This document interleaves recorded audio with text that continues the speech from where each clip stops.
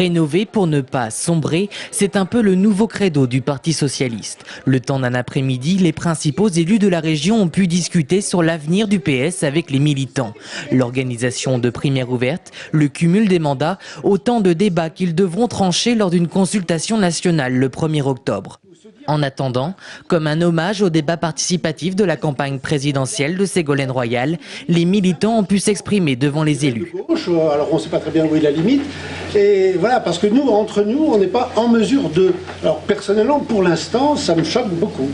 Une volonté de tourner la page après les nombreux revers qu'a connu le Parti socialiste ces derniers mois.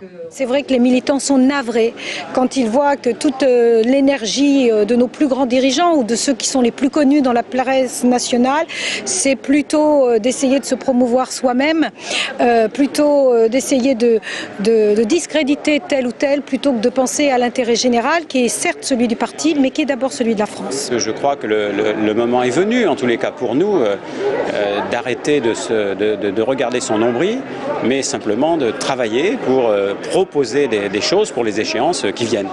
Et ce sont bien les prochaines élections qui focalisaient l'attention des militants. François Bonneau, président de la région Centre, est candidat à sa propre succession.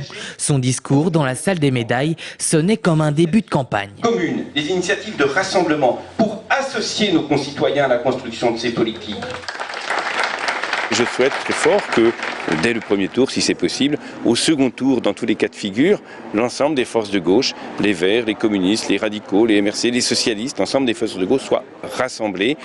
En somme, une rentrée sous forme de grand chantier pour le Parti socialiste, un nouveau défi pour rassurer les militants et plus largement les électeurs.